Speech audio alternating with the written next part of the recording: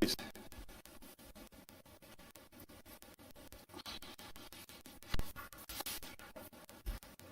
Good morning, everyone. It's a particular pleasure, Mr. Chairman, to welcome you here to Washington. After 2 long years of COVID delays, we are finally together, and it is a great pleasure. Je me réjouis vraiment de vous retrouver. I'm very happy to meet with you in person, face to face, for these meetings, which are of great importance for us and for you. High-level dialogue and elevating our partnership with countries and institutions throughout Africa, because we believe that on the most urgent challenges that we face, as well as the opportunities we have before us, Africa will make the difference. Here today, we've already been talking about global events, including Russia's unprovoked and unjustified war on Ukraine, which African institutions and individual African countries have condemned. When I had a chance to visit Kenya, Nigeria, and Senegal in November, I laid out 5 areas where our countries and people's interests align very powerfully. Democracy, peace, security, inclusive economic growth, the climate crisis, and global health security. And we are working closely with the African Union on each and every one of these issues. On democracy, in December, President Biden convened the first summit for democracy, which included 16 AU member states that delivered strong pledges. For example, Zambia pledged to improve the independence and transparency of its electoral commission. Mauritius pledged to introduce a code of conduct for parliamentarians. In these very practical but important ways, countries around the world, including in Africa, are taking steps to make progress to strengthen and deepen their democracies. We are doing the same thing. As there continue to be challenges to democracy throughout the continent, the AU has responded with strong action, both through efforts to restore democracy in Mali, Burkina Faso, and Guinea, and through its decision to suspend the membership of countries that where democratic governments have been overthrown. We've admired the African Union's tireless work to advance peace and security. We talked about this at some length just a while ago, especially by supporting fragile transitions in Sudan and Chad and addressing the conflict in Ethiopia. We've supported these efforts with robust diplomatic engagement, capacity building programs, technical assistance for continental early warning systems, which monitor and identify conflicts in their earliest stages so that they can be addressed immediately. We're also actively supporting the AU mission in Somalia with intelligence, with surveillance, with reconnaissance capabilities. On inclusive economic growth, maybe the most fundamental and foundational thing, so necessary to ensuring a positive and productive future. Challenges in peace to security often stem from the same place, a lack of economic opportunity. And I thought in our conversation already today, the chairman was especially eloquent on this point. We're partnering with the AU, African governments and businesses, entrepreneurs, civil society, our own private sector, and international financial institutions to try to make investments that will spark greater growth and opportunity, like access to reliable infrastructure and electricity. We talked about the need to, for example, when it comes to COVID and future pandemics, having production capacity in Africa for vaccines and for all the other things that are necessary to deal with global health and global health security. We're also mindful that Russia's war of choice on Ukraine threatens to cause food shortages, higher food prices across Africa in the coming months. We're committed to finding ways to address these challenges together. We're ready to intensify our engagement with the African Continental Free Trade Secretariat to increase mutually beneficial trade and investment opportunities between us. We hope to expand the relationship, for example, on intellectual property protection, so that we can further unlock the power of creative industries across Africa. And we're aligning our efforts with the AU's digital transformation strategy to boost tech companies and sectors across the continent. I think this is an area of extraordinary opportunity that we have to seize. One example, we're supporting Hotspot Network Limited. This is a Nigerian digital access for literally millions of Nigerians living in rural communities. We're helping Hotspot study Nigeria's rural communications infrastructure so that it can deploy 2,000 mobile network stations and connect these communities with reliable digital services, and in turn connect them to the digital global economy. I got a chance to see this company and some others during my visit. It's incredibly powerful. We see the force of innovation, of ingenuity, of entrepreneurship, and if we can help that flourish, it's going to be to the benefit of people everywhere, starting in Africa. On the climate crisis, we're coordinating our programs to support the AU's continental climate change strategy to find new ways to help countries across Africa adapt to and manage the impacts of climate change. For example, the Conserving Critical Congo Basin Forest program will provide technical support to the Democratic Republic of Congo and the Congo Basin countries to promote sustainable agriculture and preserve the land, which is vital because the entire planet relies on the Congo Basin to absorb carbon from the atmosphere. Whether it's the Congo Basin, whether it's the Amazon, preserving these places is one of the most vital and important things we can do in actually dealing with the climate crisis. And so we're committed to working on that. And let me say as well, we discussed this earlier, we understand, President Biden deeply understands our own responsibility to help provide the support necessary for countries to engage in the adaptation and resilience building that is necessary to deal with the climate challenge. And we are working on making sure that for our part, the resources are available to support that work. It's a responsibility that we take with great seriousness. Finally, we're working together to combat the pandemic, as I mentioned, and to strengthen global health security for the future. And here, and it comes to why we're actually here at these tables, we're grateful for the AU's partnership, especially for coordinating vaccine donations and managing the continent's COVID response, which the United States has been proud to support with, to date, 166 million vaccines to countries in Africa, guided by the AU's Joint Continental Strategy for COVID-19.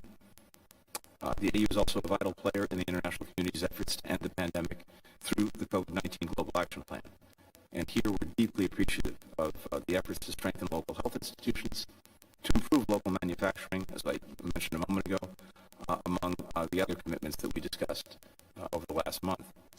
Earlier this week, we saw an example of what's possible when we work together. Moderna, one of the leading vaccine manufacturers in the world, announced a partnership with the government of Kenya that will bring production and manufacturing of Moderna mRNA vaccines to Africa, for Africa, with support from American diplomats, public health experts, and financing. So, together, we'll take another step forward on public health. The memorandum of cooperation that we're about to sign supports the EU's call for a new public health order for Africa. It's going to expand the public health workforce, establish new institutes for research and development, make it easier for the Africa Centers for Disease Control and Prevention and the U.S. government to work together to stop the next pandemic before it starts. That's how we'll make progress. As partners, as equal partners, working together to deliver concrete results, measurable benefits to our people on the issues that actually matter the most to them, that are having an impact on their lives. If we can do that together, and I'm convinced that we can, we will have, I think, demonstrated the force of this partnership. So I'm looking forward to continuing our discussions, Mr. Chairman, today, and to work together, not just today, but in the weeks, the months, the years ahead. Maintenant, à vous. Merci.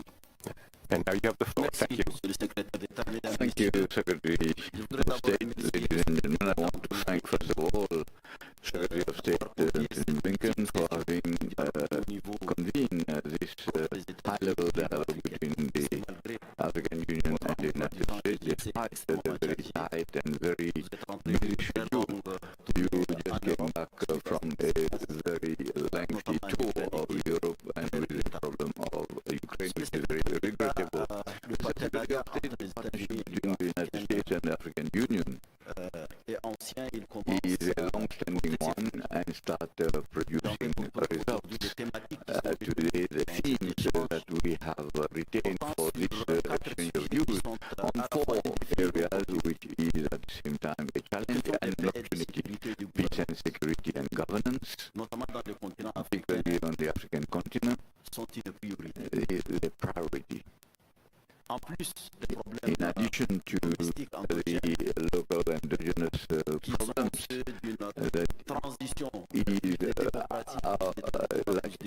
towards greater democracy, more justice, in fact, has been also accompanied by a phenomenon of terrorism and violent extremism, which starts gaining ground and destabilizing the state, and in fact, it is even making democracy sort of retreat. If you look at West Africa, where 2, 3, 4 coup d'etats have taken place, and the justification for these coup d'etats, which is fallacious, that the civilian regimes are not capable of ensuring security, and therefore the military regime can do, which is naturally not true. So it is a priority of the African continent because on it depends the rest, and it is for this reason, and on the basis of our own architecture for peace and security, the architecture of governance, we at the level of the Commission of the African Union, the regional economic communities, the member states, and all our partners, we are working on this. We want a stronger commitment of the international community to help Africa to fight against terrorism and violent extremism, which everybody knows are threats to peace and security. Mr. Secretary of State, this is the responsibility of the UN Security Council of the United States. We are trying to analyze in order to take stock of what is being done in the Sahel with the United Nations. Recently, we've had a meeting in New York between the United Nations, the African Union, Gowazdi, Sahel, which is an ad hoc group which is fighting against terrorists, and they, in fact, are doing their best in order to face these terrorists. The United States are expected, in more concrete terms, to be with us and to support us and support the efforts of the African continent. The traditional patterns with the intervention of foreign forces have not produced its results. Africa is ready to mobilize its troops. We want our partners to help us with intelligence, information, training, material, equipment in order to face this phenomenon, which starts assuming alarming proportions. From the north of Mali, the Sahel has now reached what we call the Gulf of Guinea, which is something which is dangerous. The second thing which concerns the health security, and I want to point out and with pleasure that we are going to sign the MOU on Africa CDC, and I want to thank the United States, which in fact has been at the front, and we have transformed the Africa CDC into a special agency of the African Union with greater autonomy, with a greater margin of maneuver. It has done an excellent work against Ebola, and particularly in the case of COVID-19. We are a continent of 1.3 billion inhabitants, so therefore from the health point of view we have to take coordinated measures. It is for this reason that we have established the African Medicines Agency, and our objective, as you have pointed out, is at least to be able to produce, manufacture vaccines in Africa with the support of the United States and other partners. I think there are promises, because you cannot think that you can always import for 1.2 billion inhabitants, because the continent produces only 1% of vaccine, not only against COVID-19, but against other diseases. And I think it is absolutely necessary. With regard to climate, the priority for climate, Africa today is marked by the expression of this climate change. Desertification, drought, El Nino, or an alternate between drought and floods. If you look at Madagascar, 2-3 years there was not a drop of rain, and now suddenly there are floods.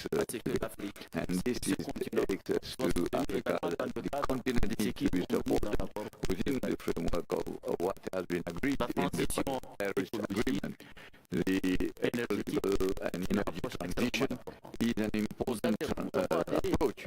We have adhered to the Paris Agreement, but we need to support and help the African continent to adapt. 600 million Africans don't even know what is electricity. And I will follow ecological transition. It has no meaning for them, has no sense for them. We are a continent that is not industrial, so we need a transitional phase to enable the financing of some fossil fuel like gas and others in order to allow the consumption to realize a bit and to ensure development. The Green Fund, they had promised $100 billion per year, and this has never been achieved. We hope that we will honor the commitment. We are committed to promote renewable energy, but we believe that we need a phase of adaptation, and particularly a support to the whole continent, because this concerns agriculture, it concerns livestock and life itself. So this is a question of development and trade and investment is more of an opportunity.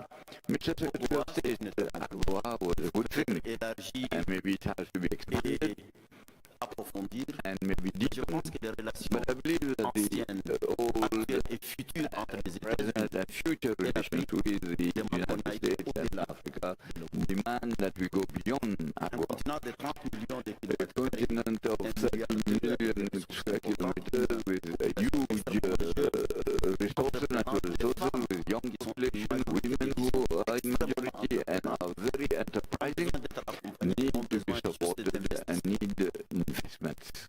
We have removed from our vocabulary this development aid. What we want is investment and support to the continent so that these economically active forces can improve the living conditions, and I'm sure that the American operators, economic operators and entrepreneurs will find fertile ground for them to, and I know that the United States are doing many things and of quality. The program, Agenda 2063, which is our guiding principle, and its objective can be summarized into integration, prosperity, and peace. So the work that we are doing should be supported by our friends, our partners, the United States, and we are ready, Mr. Secretary of State, to work with the United States in all these different areas for a world of peace, stability, and I believe